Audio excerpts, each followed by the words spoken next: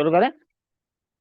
पता नहीं क्या कहते हैं, अपॉलॉजी कहते हैं या रिग्रेट्स कहते हैं, because I am spontaneous.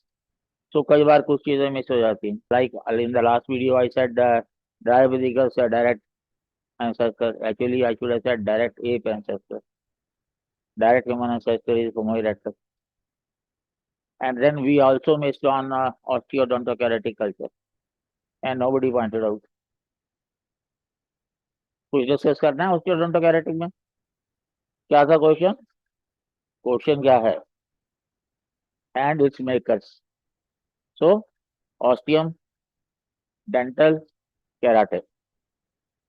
Problem is these are not tools. These are used as tools. इनसे टूल्स बने नहीं। बोन टूल जो आते हैं वो लेटर आपके मिडिल पैलेसिक में, मेनली अपर पैलेसिक में मुस्तदल चिंतामणु का भी आपके पास है, हाँ? या नियोलिथिक में चिरान आपके पास है। So not tools based on bone tool found, but using these edge tools. Otherwise old one tools, pebble tools, he was an occasional tool maker. ठीक है, आप क्या करेंगे? You will introduce who discovered, who discovered Raymond Dart year, discovery का year 1924। 1924, publish in 1925। ठीक है, fossil name वो तो Taung biological baby. Name. Taung baby. क्या एस्टिमेट किया उसने, कितनी एज है? 5 to 6। और अल्टीमेटली रेफरेंस दो, dean fox eight Al 2011, PNAS 2 to 3 years old infant। ठीक है, क्योंकि वो कल्चर की बात कर रहा है, को 10 मार्कर है, तो you will give only the physical features, या तो इवोल्यूशनरी फीचर्स दे दो प्लस फोरहेड और लिनिया एस्परा और, ठीक है, और फिर उसका कल्चर जो है osteodonto, casual stone tool maker, और उसके बाद रेफरेंस, उसके बाद to protect himself he lived on the trees. Professor Usman 2007, हाँ, living in groups, and ever since living in groups has become an integral part of human survival। ठीक है, so people said physical was very difficult। ये I mean you people know better, others को मैं कर कुछ कहूंगा नहीं।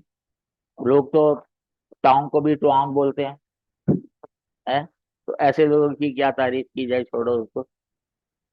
ये जो today's discussion is there, this may seem a bit tricky provided you have not listened to the guideline। आप लोग जब भी इंक्वायरी के लिए भी आते हैं या फोन पे इंक्वायरी करते हैं, आई ऑलवेज टेल यू कि एम्बर एंड एम्बर पढ़ के आओ।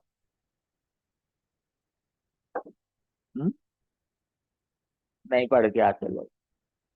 और दूसरा, एक मेन पार्ट आपको हम प्रोफेसर विद्यार्थी की किताब जो है वो देते हैं। तो एक चीज तो इस पेपर से क्लियर होती है कि कोई डिस्टिंक्शन नहीं है कि फिजिकल पार्ट 2 में आएगा और सोशल कल्चरल पार्ट 1 में आएगा। And I be telling you also while analysing कि आपका वो 1.456 जो है वो तो सोशल कल्चरल के साथ दिया हुआ है, but question on fossil primates and evolution these are asked in physical. तो गड़बड़ है सिलेबस, और उसने साबित भी कर दिया। ठीक है, और दूसरी बात क्या है कि 1 और 2 में भी जरूरी नहीं है कि आप उसको आइडेंटिफाई करो कि बीच में 2 घंटे का ब्रेक है तो वो हम बीच में कर लेंगे उसको, है? जैसे रेशियल एलिमेंट्स मैंने आपको बताया था, these are there in part 2, Guha और रिजले और सरकार पेपर 1 में पूछ लेता है।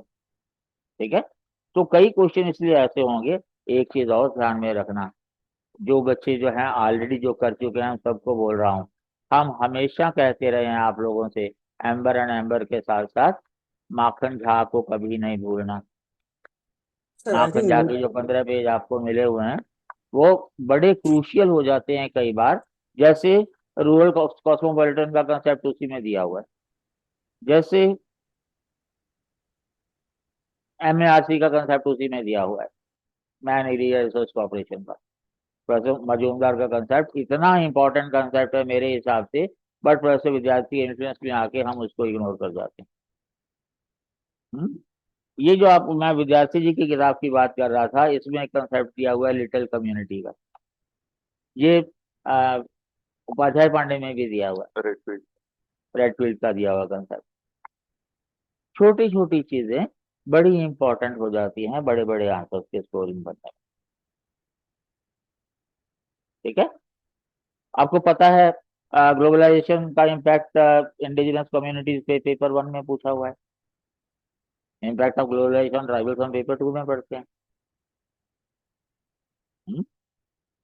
तो इस तरह की चीजें ध्यान में रखनी है। और अब हम जो है पेपर 1 में जो चीजें हमने लीव आउट किया था for today's discussion, that we start. 1B है theoretical significance of forum kinship system. किसी ने एक्सपेक्ट नहीं किया था, लेकिन एक चीज अगर आपके दिमाग में है, I read about Kachin and forum bordering Myanmar India में, उसके from a book is Keesing and Keesing. Keesing की किताब में पढ़ा था जब मैं पढ़ता था। अब तो आप लोग पढ़ते हैं मेरे से। हम्म? दो किताबें, कीसिंग है, कीसिंग एंड कीसिंग है। बहुत खूबसूरत किताबें हैं, अमेरिकन बुक आती नहीं है अब। उस वक्त पढ़ा था मैंने। और वैसे विद्यार्थी ने अपनी किताब में भी लिखा हुआ है, आई थिंक पेज 45 है, कि पुरुम जो है उसको स्टडी किया था TC दास ने 1935 में, एंड उन्होंने 1941 में जो है उसका रिसर्च पेपर लिखा था। अगर नहीं भी आता क्वेश्चन, एक चीज ध्यान में रखो, I already told you that Khasi, Garo and Jaintia, these are the only 3 matrilineal matriarchal society. तो और कुछ नहीं आता तो पैट्रिलिनियल मैट्रियार्कल पैट्रिलोकल तो लिख ही सकते थे। हम्म? और एक चीज और है, मैट्रिलेटरल रिलेशंस के साथ मैरिज होती है, मैट्रिलेटरल के साथ नहीं। मैट्रिलेटरल क्रॉस ओवर मैरिज। ठीक है, उसका थियोरेटिकल इम्प्लीकेशन क्या है वो। ओके, थोड़ा सा am I audible? Firstly, this Purum tribe, it was studied by first TC Das and later by others also, and the analysis, the theoretical analysis वो किया था आपका निधम ने, एंड डायरेक्टली एक पेपर है निधम का, उस पे ही पूरा ये क्वेश्चन बेस्ड है। Basically they are no matrilateral cross cousin marriage and no petrilateral is considered a tab। क्या इंप्लाई हो रहा है सीधा सा theoretical significance? Alliance theory। Okay, so you will just introduce and brief, you have this quote with you that prescriptive marriages with the wife giving groups, then whenever the wife asking groups, जब भी शादी के लिए न्योता देना होता है, they take rice beer to the girl's father to initiate the marriage। then इसमें एक चीज मैं एक्सटेंड कर दूं, ये राइस बियर का concept is very common among tribe. जैसे मैं बताता हूँ आपको, जो उत्तरकाशी के भोटिया हैं, Jat Bhotia, so when a marriage in deliberation start, तो लड़के वाले जो हैं राइस बियर को छंग कहते हैं टिबेटन भाषा में, हिमालयन पॉपुलेशन में। यहाँ भी जो टिबेटन जो हैं बस्तियां वहाँ, तो the groom's family they take a bottle of chhang, उस पर रिबन भी होता है, ब्रह्म कमल होता है। ब्रह्म कमल एक ऐसा फूल, हिमालयन फूल है, जो 12 साल में एक बार खिलता है। वो लेके जाते हैं लड़की वालों के पास, लड़की वाले रिफ्यूज कर देते हैं, फिर जाते हैं, फिर रिफ्यूज कर देते हैं, फिर तीसरी बार जब जाते हैं तो फिर लड़की वाले एक्सेप्ट कर लेते हैं, और फिर सब लोग जो हैं उस बॉटल से थोड़ा थोड़ी चंग पीते हैं और एंगेजमेंट हो जाता है। then so we when we are dealing with alliance theory, we have this diagram from Professor Say's book that we use। so the second one, asymmetrical cross cousin marriage, that is being practiced among the Puro। एक cyclic होता है, ठीक है, it's not always directly reciprocal, not a balanced reciprocity नहीं है, it is a generalized generalized reciprocity. Yeah. So the second diagram will be relevant for you here. And why this question was asked? Because this of the relation of the Purun tribe with Kuki Naga, and Kuki Naga has been in news. So that was the current relevance की question क्यों पूछा गया था. और आप दूसरों की अगर बात सुनेंगे तो उनका कहना है कि वो मैती से जुड़े हुए हैं. That is not the case. Cookies और उनका जो है इट्स वेरी क्लोज रिलेशनशिप. और इतना बट क्योंकि बॉर्डर पे हैं, they are in Myanmar also, they are in Manipur also, दोनों में जो है lot of smuggling of drugs and weapons, it goes on. ये पहले म्यांमार अलग था क्या? 1934 में ही तो अलग हुआ है. ठीक है. Next. Next is culture and embodiment. So this concept, it is given by Paul Wastermans. Okay. यहाँ पे I have to mention couple of things. Postmodernism, it is not considered a very major school of thought in anthropology. However, there are few anthropologists who are working in this regard, and this year around 40 or so marks of questions were asked from postmodernism. Okay. So here I feel the need to address it because coming from the anthropology background, we also take it as of lesser importance, I will say. So what we need to do here is the students who have appeared for mains need to reach out to UPSC to share that कि भाई ये तो तुम नाइंसाफी कर रहे हो. ठीक है. इवन आपका कॉन्फ्लिक्ट थ्योरी से क्वेश्चन पूछा गया है, मार्क्सिज्म से क्वेश्चन पूछा गया है. They are not part of your syllabus. So by that is what that. You guys, those of you who have appeared, need to drop an email to UPSC. Secretary को आप लोग लिख सकते हैं telling your grievances within 20 days of the paper you have to send and take into consideration. If they find the complaint genuine, then marking is a bit liberal. Shubham के time पे जो है मोर देन 65 मार्क्स का जो है syllabus से बाहर आया था और शुभम ने टॉप किया था उसका. एग्जाम से पहले जब मीटिंग हुई थी तब भी मैंने कहा था कि अगर आपको ऐसा लगे तो खटाक से डाल दो चिट्ठी. जो अपीयर नहीं हुए वो भी डाल सकते हैं. वेटेज बढ़ जाएगी. चलो, anyway, this is again the gentleman Paul Wassermans. He is a postmodernist. Okay. And the culture and embodiment concept, it is inspired from two school of thoughts. First is your psychology. Okay, psychological anthropology, that was आगे जो culture and personality school बढ़ के that become psychological anthropology. ठीक है. तो psychological anthropology और psychology and cognitive. ठीक है. इंट्रोड्यूस कैसे करेंगे क्वेश्चन? कल्चर की एक definition. I will prefer that you give one by gears. ठीक है. Then you will talk about this gentleman who gave this concept, culture embodiment. Okay. Influences you talk about. Then you can give examples.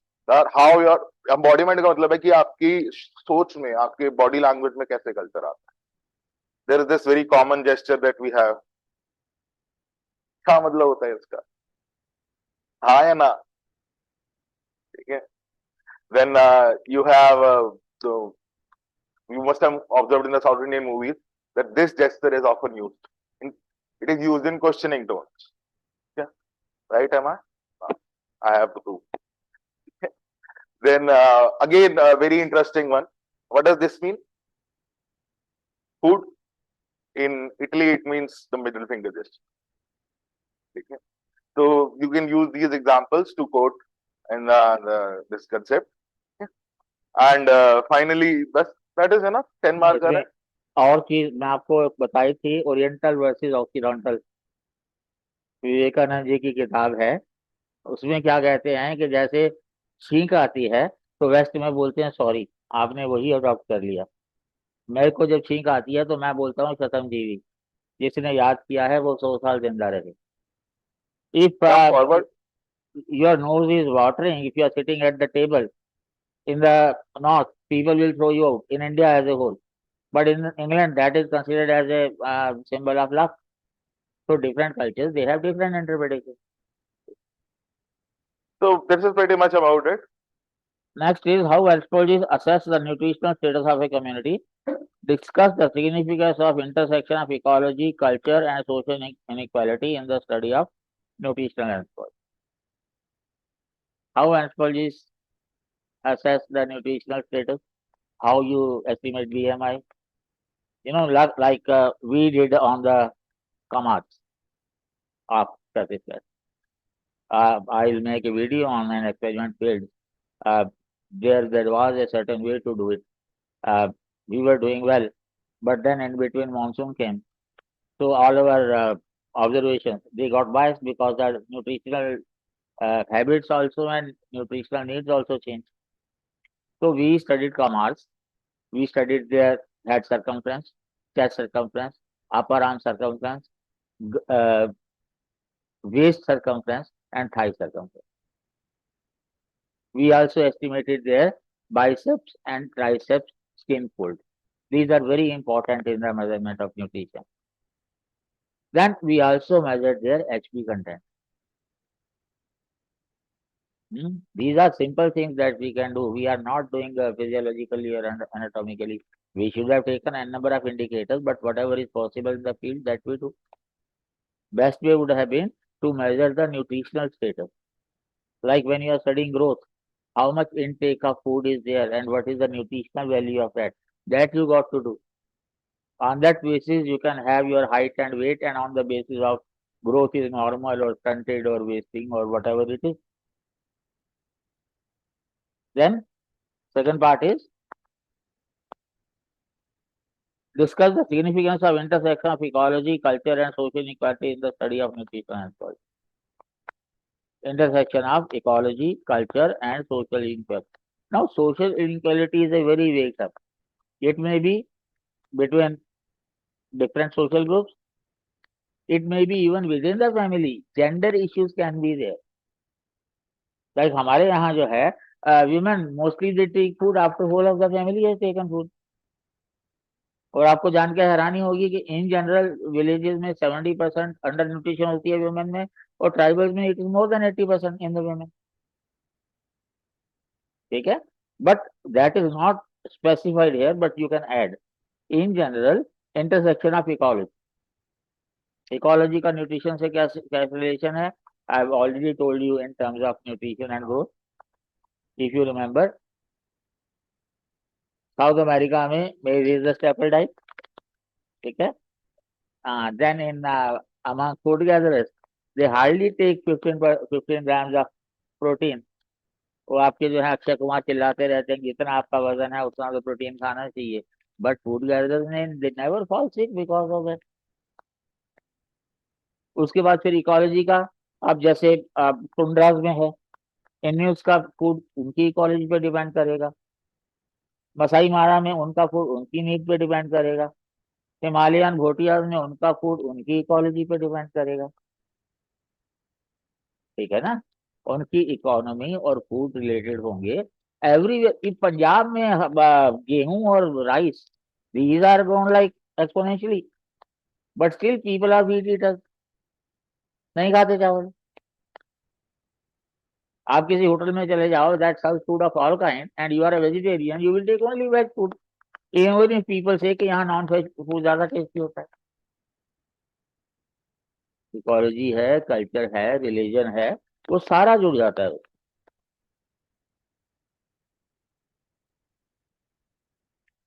Pardon?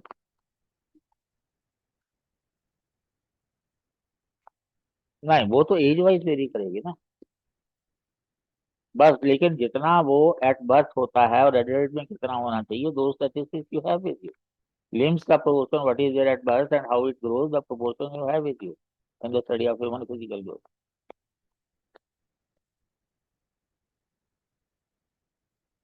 ठीक है, ये बड़ा interesting question है.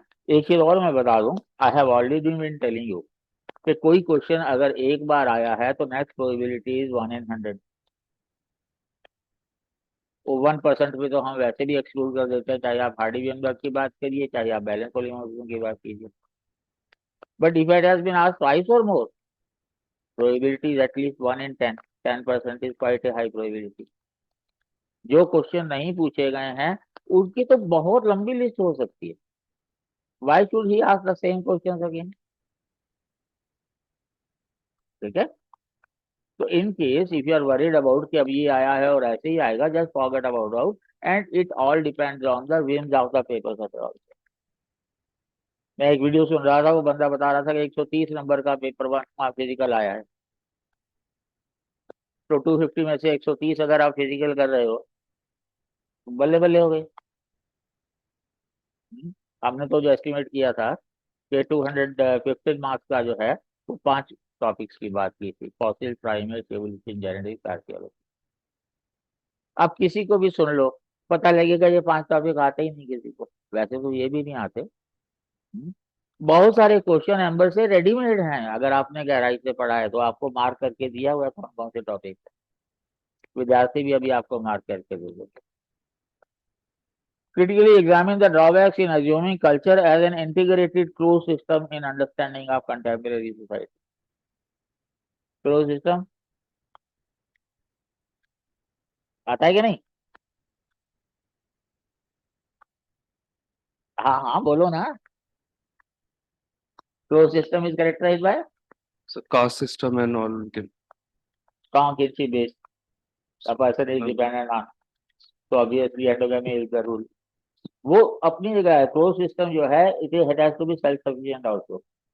विद्यार्थी जी ने मैं बताया ना कि उसमें और उपाध्याय पांडे में लिटिल कम्युनिटी का कंसेप्ट दिया हुआ है। जजमानी सिस्टम भी बोल सकते हैं ना फिर। जजमानी सिस्टम जो होता है, जजमानी सिस्टम वो जजमानी। रूरल कॉस्मोपॉलिटनिज्म और लिटिल कम्युनिटी दोनों रिलेटेड है आपस में। तो अगर आपने वो पढ़े हुए हैं तो it was a close system. लेकिन अब जो इम्पैक्ट हो रहा है, मॉडर्नाइजेशन है, एजुकेशन है, आपकी एम्प्लॉयमेंट है, एन नंबर ऑफ फैक्टर्स आ गए, तो क्लोज सिस्टम रहेगा क्या? I already told you, great Andamanese जो हैं 28 पॉपुलेशन पढ़ रहे थे, it has increase to more than 50। 13 लोग तो बाहर से आए हुए हैं, जिनमें से 6 लेडीज हैं और 7 साहब। कहाँ क्लोज सिस्टम में रह गया? जाट भोटिया के बारे में मैंने अभी 20-25 दिन पहले, एक महीना पहले वीडियो बनाई थी।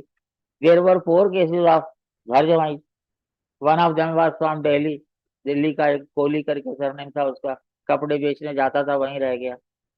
हमारा अपना असिस्टेंट जो मसूरी से था, ही मैरिड बट ही टूक away his wife, he was not a घर जवाई। और हमारे सामने एक तोलचा भोटिया जो है घर जवाई बना। तोलचा शारदा भोटिया साहब, चमोली। मैंने बताया था आपको, धारचूला, मंशारी, यहाँ रंग हो गया, चौका हो गया, उसके बाद तोलचा, मारचा, चमोली, जाड़, उत्तरगढ़। तो Tolcha of Chamoli, one of them, he got it there. और वैसे भी मैंने आपको बताया था कि आंद्रे बेत्ते का कहना था कि if tribal in India are endogamous, that is not the characteristics of tribal, they are endogamous because of being Indian. तो क्लोज सिस्टम का कंसेप्ट तो वैसे भी जो है धराशायी हो जाता है। हाँ, अगर होता भी है तो interdependence has always been there. जैसे एक क्वेश्चन में अभी आपको जो है वो मिलेगा, टोडा, कोटा, कुरुम्बा, इरोला, उनमें जो है किस तरह से रिलेशनशिप है, वो क्वेश्चन भी है। और प्रोफेसर विद्यार्थी की एग्जाम में डायग्राम भी दिया हुआ है। The same diagram also appears in an American book by Miller and which. Sir एक मिनट, चैट दिखाओ। ये किसने पूछा है? थोड़ा बड़ा करना, रूथ बेनेडिक्ट वाला। पानी सर मैंने पूछा था sir, Ruth Benedict cultural special embodiment में। कर सकते हो, डिपेंड्स कि आप फ्लो क्या बनाते हो। The question is that can we mention the concept of special genius in cultural embodiment. थोड़ा सा ट्रिकी है, अगर फ्लो में आता है तो इट विल फिट, बट अगर आप रैंडम डालते हैं then it will not. Okay sir. और कुछ है? सर हाँ जी सर। सर इसमें इंटीग्रेटेड क्लोज सिस्टम में अगर चैलेंजेस का बात करें तो एथनोसेंट्रिज्म आ जाएगा ना? सारे ही फैक्टर्स आ जाएंगे, रीजनलिज्म भी आ जाएगा, मेन स्ट्रीम का वीकनेस होना वो भी आ जाएगा, है तुम्हारे एजुकेशन में कल्चर की स्टडी ना होना ये भी आ जाएगा। An number of factors can be there. देखो थ्योरेटिकल पर्सपेक्टिव से बात करोगे अगर, So till your Second World War, it was considered like that only, that the society is isolated.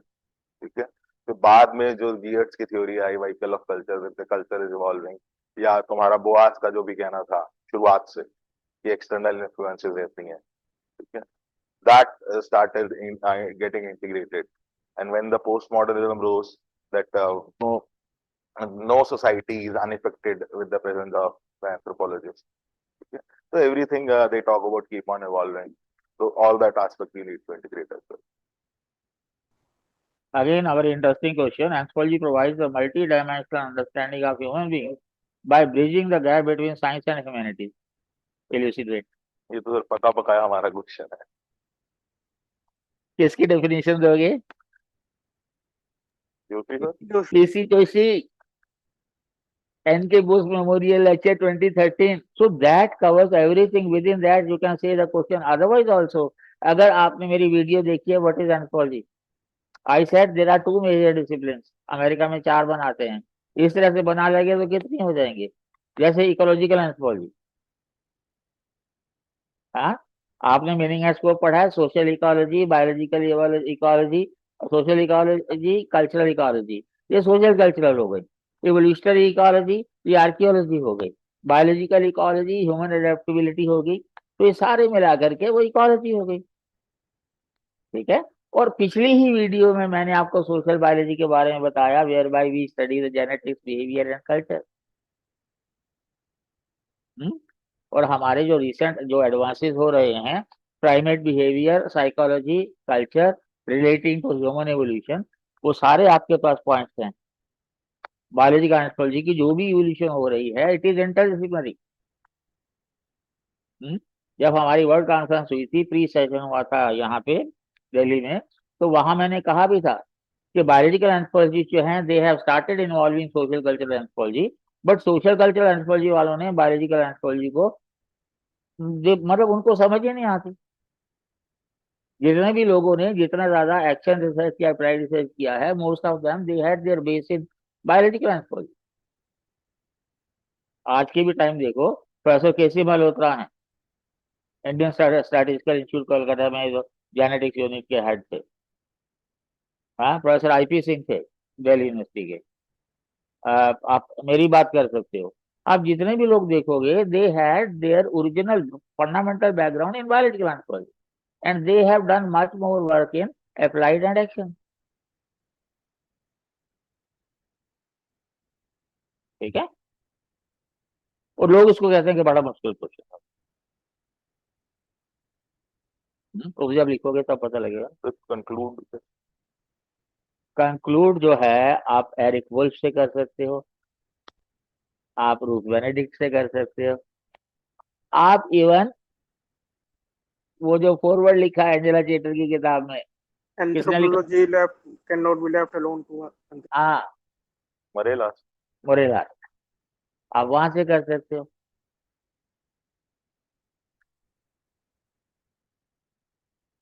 To be है compare and contrast the symbolic approaches of Clifford Gibbs and Victor Turner to understand culture. अब पता नहीं लोग Gibbs को कैसे pronounce कर रहे हैं, वो भी मेरे को समझ नहीं आ रहा. ये अंतिम जरूर बता. ये तो this is a ready-made question from our classroom, right? How will we take it? Firstly, we will have the intro, that the symbolic anthropology, why it came up, and so there are 2 branches. तो हमारे पास quotes सबके ready हैं. ठीक है. Spencer का quote है that how symbolic anthropology came up. Then you have the quote of Deschamps about Turner, and then you have the quote of this Geertz also. ठीक है. Then you will talk about their interpretation of symbols. Turner, he talks about social symbols as instigating social action. Okay. And this Geertz, he sees them as sources of illumination. Okay. Then Angela Cheater के quote मैंने आपको दिए हुए हैं 83 और 84 के. ठीक है. The symbol instigates social action, and the other one is vehicle of culture. ठीक है. Then you will talk about the influences for this guy Turner. The influences Durkheim and his alma mater Radcliffe Brown. He was a structural functionalist by training. ठीक है. And then about Geertz, the inspiration is Weber, and obviously no American is untouched by Boas.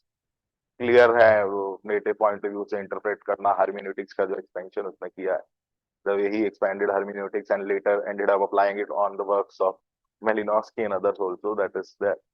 हालांकि वो that will not be a part of this question. And then we will talk about the key concepts, books you can mention, and later you will conclude that the studies done by this for the religious aspect by both of them are unparalleled. ठीक है. एक चीज sorry मैं miss कर गया. You will start with the quote of Worms and McGee that symbolic anthropologists they construct their reality. सब चीज आपको रेडीमेड दी हुई है इसके लिए. I don't think no one will be able to struggle here. Structure पूरा बोर्ड पे है जितना चाहते हो. Next, how political economy is integrated with the ecology and adaptability perspectives in biocultural anthropology. अगर मैं सिर्फ ये कहूँ कि अगर आपने सालियंस 1963 का पढ़ा हुआ है, poor man, rich man, big man, chief, सारा कुछ कवर हो जाता है इस क्वेश्चन के जवाब में. और एम्बर में दिया हुआ है. एम्बर आपने पढ़नी नहीं.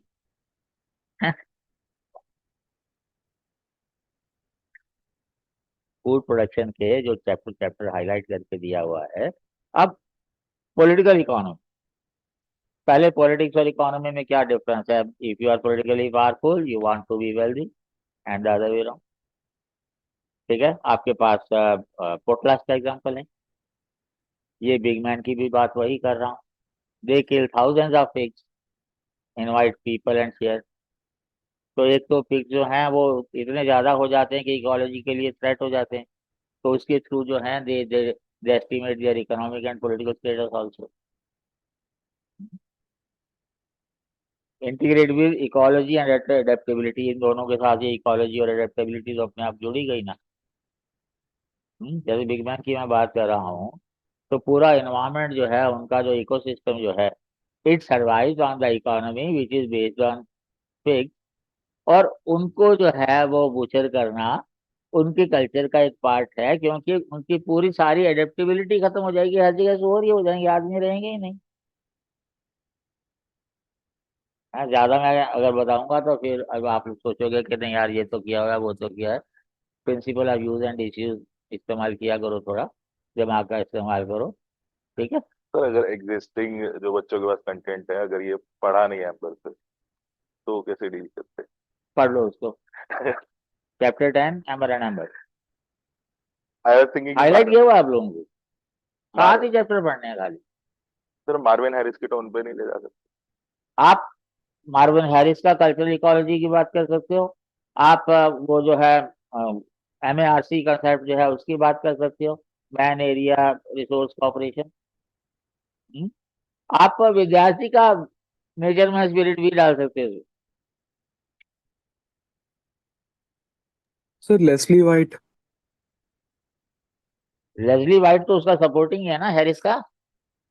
हैरिस ने जो अपना कल्चरल इकोलॉजी बेस किया है वो मेजरली जूलियन स्टीवर्ट था बिकॉज उसका स्टूडेंट था. Then good amount of contribution does come from White as well. ठीक है, तो वो सब इंक्लूड कर सकते हैं.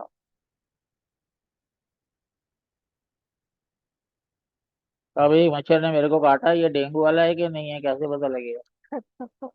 बुलाओ भाई डॉक्टर कौन है. चलो नेक्स्ट क्वेश्चन जो है, मुझे तो नहीं लगता कि ये पोस्ट मॉडर्निज्म का क्वेश्चन कभी पूछा जाना चाहिए था, पर पूछ दिया तो ठीक है. Multi species, multi sited and critical ethnography.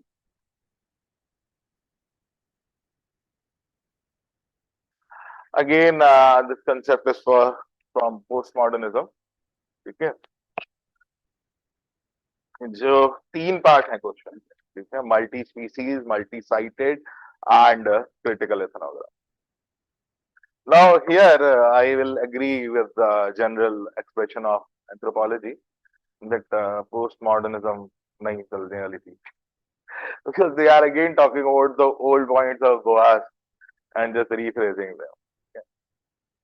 anyhow, multi-species, ठीक है, this was given by Adriana Petriane, ठीक है, and no, basically how the other species are interacting.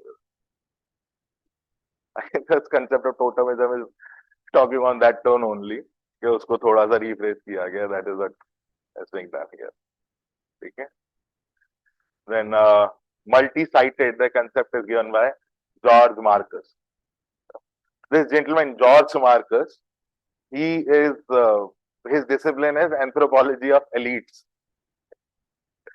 Anyway, multi-sited basically is what you do that no, you just do not focus on one site and you compare many sites and then only you come up with a theory, not depending on just one particular site.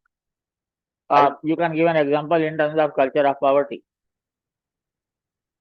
हाँ, Mexican communities में भी study किया हमने, India में भी study किया, and he world concept of culture and poverty, Oscar Lewis. Again, you can use the book I told you about, Park and Jack. Sir, there is nothing new about it. कर ही तो रहे थे पहले भी लोग. Just What is postmodernism? Construction, reconstruction. Reconstruction नहीं करते वो. जैसे वो कहते हैं कि पार्टिसिपेंट ऑब्जर्वेशन इज इम्पॉसिबल, वो टर्म्स एंड कंडीशंस अप्लाई भी नहीं कहते, एब्सोल्युटली रिजेक्ट करते हैं, ये भी गलत है, ये भी गलत है. उनसे पूछो सही क्या है तो वो उनको नहीं पता.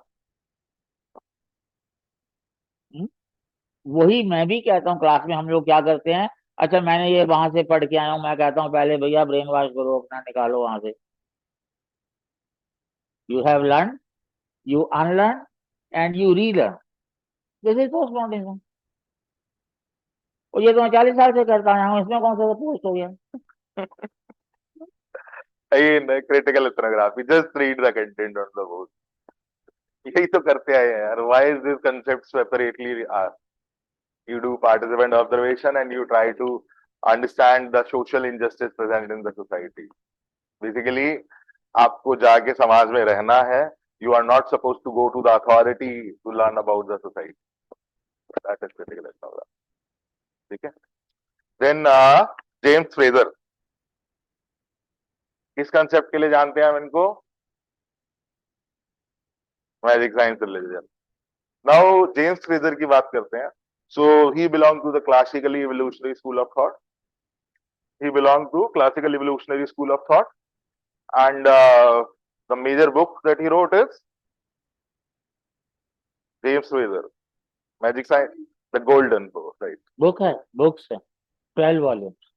Earlier it was published in 2 volumes in 1880, then in 3 volumes, then finally it was converted into 12 volumes. और उसके बाद उसने एक प्रेस कॉन्फ्रेंस की और एक जर्नलिस्ट ने उसको पूछा, have you seen a tribal? उसका जवाब था, गॉड फॉरबिड, भगवान बचाए. मतलब बिना किसी ट्राइबल को मिले हुए उसने कंपैरेटिव रिलीजन्स पे 12 वॉल्यूम लिखे. This gentleman, he was a curator at a museum, and he used museumology as his method of research. You know, back then, no, the colonials, they were pondering and looting. जो लाते उनको study करता, and from there he ended up writing. And this book, Golden Bow, why it is so much celebrated is because this has inspired many big anthropologists. Specifically, if I talk about Malinowski, after reading Golden Bow, only he was inclined towards anthropology. His earlier, the first, I think he was earlier a student of physics. So that is the physics and stats. Then later, after going through this book, The Golden Bow, फिर वो London School of Economics में आया, and under Seligman he studied. ठीक है? हाँ, Seligman he studied. Anyway, this take you need to draw all this flow, magic, science and religion, the argument that he posited. ठीक है? And you can give reference to Professor Sahai 2025 और V.S. Sahai. उन्होंने वर्णन की थी. हाँ ठीक है, हमने उनको हम लेटेस्ट लेंगे. ठीक है, quoted from Professor Sahai 2024. V.S. Sahai आ रहे हैं 19 तारीख को यहाँ. Then criticism में we will talk about the way Tyler has conceptualized that they exist parallelly. थोड़ा डायग्राम में फोकस करो. इस डायग्राम से बार्बर के कोट को रिलेट करो. क्या कहा बार्बर ने रिलीजन के बारे में? When uncertainty decreases, Uncertainty decrease and reliance on religion. science on religion, reliance on religion decreases. ठीक है, वो रिलीजन और मैजिक दोनों डिक्रीज कर रहे हैं, साइंस इंक्रीज हो रही है. Great, thank And you. to conclude, you can take up the study on religion done by Geertz, Clifford Geertz.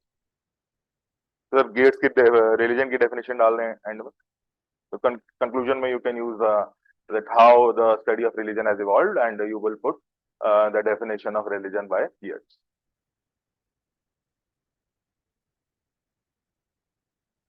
Okay. Describe briefly the theoretical perspectives in linguistic anthropology to explain the relationship of culture, language and thought. आपके language communication का last page जो है वो वही answer ही है, readymade answer. Explain करना है वो. Okay. See, I always explain this in the class that how from language you can study culture.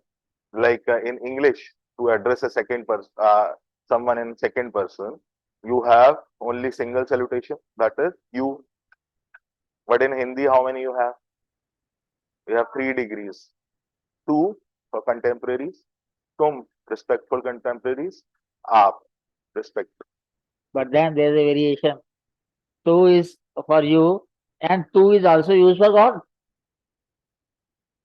तू क्या कर रहा है मेरे रब, तो तू उसके लिए भी यूज हो रहा है. That's interchangeable. इंग्लिश में तो यूज होता है, सिर्फ पता भी नहीं लगता कि लड़के की बात हो रही है कि लड़की की बात हो रही है. और सर यहाँ पे जो आपने बोला, is it not कि 2 is for someone whom you are very informal, You are very close to you. close हाँ. to, हाँ, तो वो भगवान को आप इतना क्लोज हो जाते हैं. then anyway, एक वो सेंटेंस है, गुरुद्वारे में अक्सर बोलते हैं, पंजाबी में भी, तू मेरा राखा सबनी थाई. हर जगह तू मेरा रखवाला है. then no, in Kannada language you have another salutation for non-living things. ठीक है, अगर आप पंजाबी में जाते हैं then you have आप के साथ भी और जी लग जाता है, आप जी. रेस्टोरेंट के बाहर देखते हैं जी आया हूँ. ठीक है, so this way you can tell. Then again another example, let us take, say in Hindi, what is the word for frozen water? But only one word. In English, how many? Ice and snow. Hail, snow, 3. Among the Inuits, how many you have? More than 50. ठीक है, so depending on the environment and the culture, the language also evolves. ठीक है, they are able to make so many It's a descriptions. ready-made answer. You go through and you will understand. ठीक है.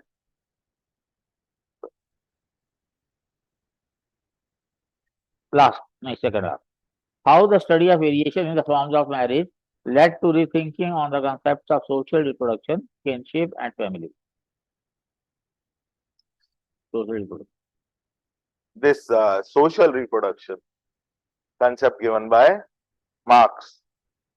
ठीक है, basically ये concept सबसे पहले तो we have to object to this.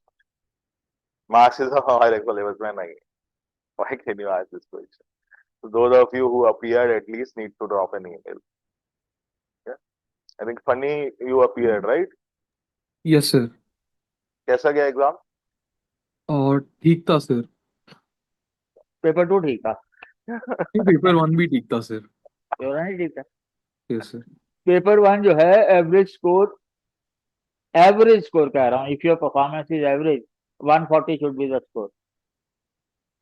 That is for our students ना.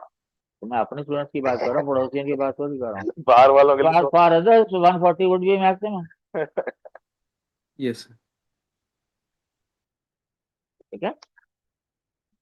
So just let me explain this concept. and because we do not address Marxism, I need to share a proper content for you guys for this. Video के description में या otherwise ऐसे भी share कर देंगे. खैर, social reproduction, what does it say? Yeah? That any aspect in society that you observe and you find it successful, you find it among the elites, you try to imitate it. जैसे कि informal education का बात करते हैं. ये जो rice आदमी है, he hired tutors for their students.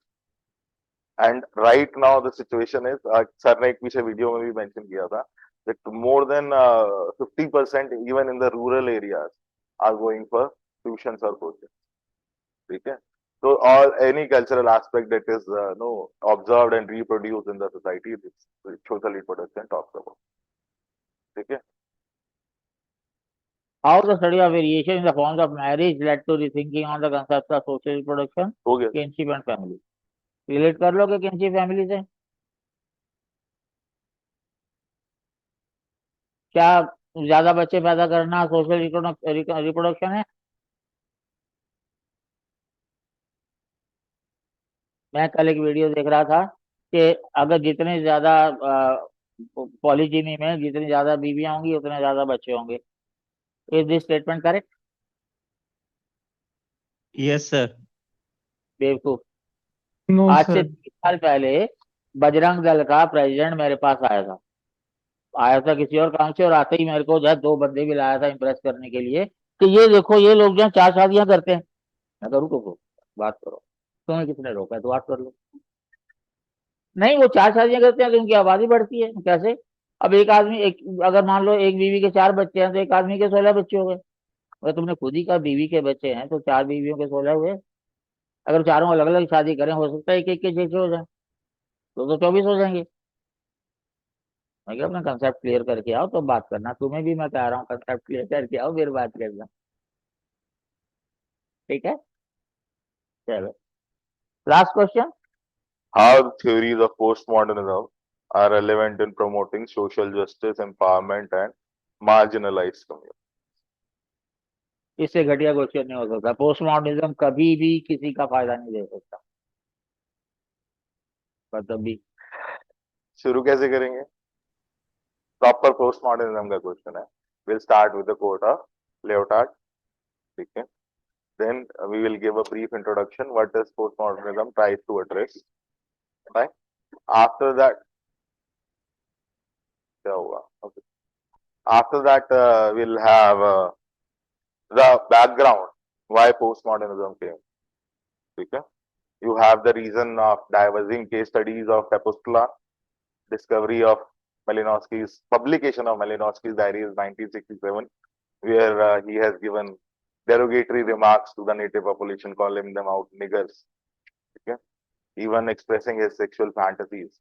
All that raises doubt on the ethnography done by him. Doubts full of power and hegemony. Okay. Then you will have the 7 tenets that I give you of postmodernism. Okay. And after that, you will analyze those 7 tenets. Okay. You will talk about the quote from Letard. You will talk about the need. You will talk about the 7 tenets that we have for postmodernism. And then on each of the topics, decentralizing authority, pluralism and identity, critique of power structures. Okay. Yes, all these topics you will give. Social justice के लिए कैसे, how is it helping? That when you are studying, it is giving you that you need to focus that you are not obeying to the centralized power structure. Okay? Like hota gaya when usually anthropologists go for research, so research guide calls the BDO office or something, panchayat office को call कर दिया, वहां से एक आपके साथ government officer गया, सरपंच के साथ you are sitting on having tea, and they will call 10 people, they will squat down on the floor and हाँ बाबूजी बताओ, and the questions will be asked and registered. So this is the concept where you are centralizing authority for research. So they are obviously trying to, postmodernists, they are trying to attack that. Malinowski ने भी यही कहा था.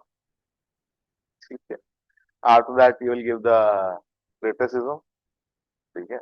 And criticism, postmodernism का you are full of it.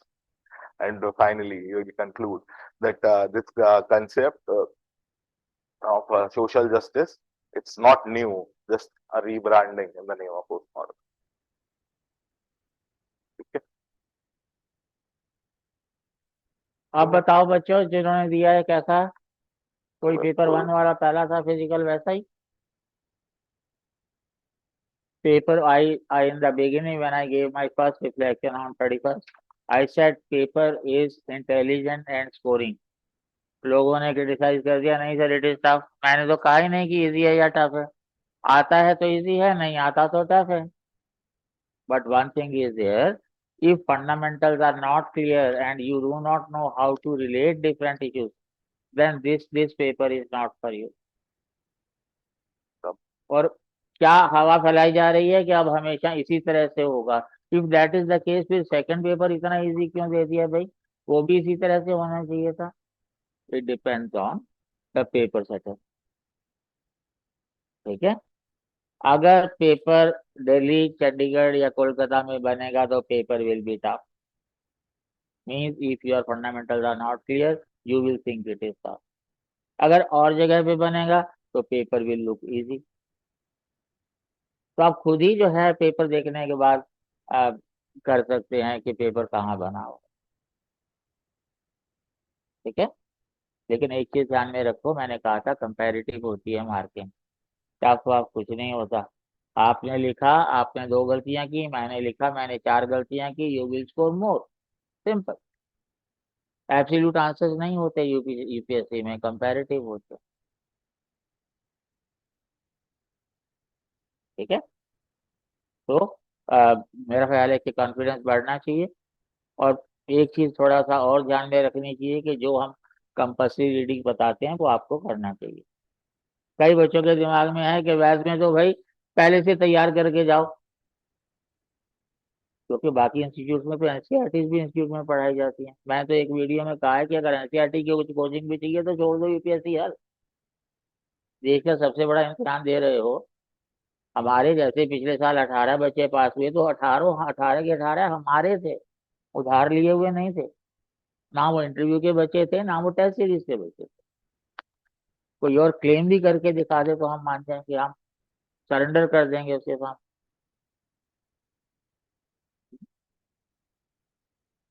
तो इसलिए मेरे को पक्की उम्मीद है कि 25 में रिजल्ट पिछले साल से बेहतर आएगा. और 26 और 27 में भी. 26 का तो मेरा प्रेडिक्शन है, 27 का फिर मैं 26 का पेपर देख के बताऊंगा. ठीक है. लेकिन जब हम पेपर 2 की डिस्कशन करेंगे, I want it to be participatory, क्योंकि उसमें है ही नहीं कुछ रिसर्च करने का. सारा कुछ तो पेपर 1 में कर लिया. ठीक है. कुछ ऑनलाइन बच्चों को कुछ कहना है तो बोलो, चैट में डाल दो, नहीं कहना तो. Excuse me, sir. Yes sir. Sir, rethinking of family, what I thought, according to L.H. Morgan, system of consanguinity and affinity, he describes that marriage leads to the family. But in present days, and another definition, 2 adults and 2 unmarried children. So, based upon this, as we analyze the present situation and the single parents and weddings are rising more. So, is it this in this way we have to rethink or any approach? What Kathleen Gao said, we must revisit the traditional definitions of family. I already told you single parent households are households. I told you there are 3 diets which are required. And husband, wife, mother, child, father, child. If one is not there, the other one is also not there. Huh? So Yes, sir. unless we revisit those definitions and create new definitions based on kinship, we can say nothing about it. Yes, sir. Right? Okay. Anybody else?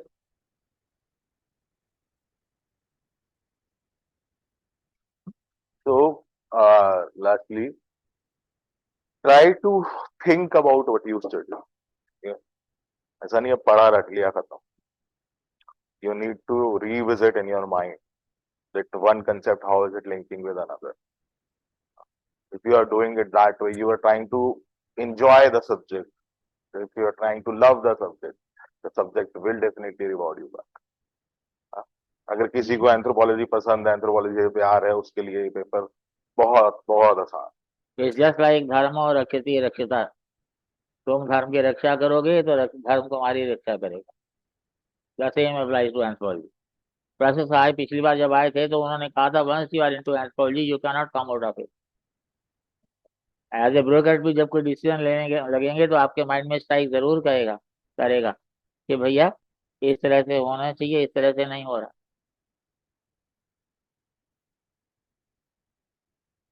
अच्छा, lastly, I want to take this moment to announce about the test series.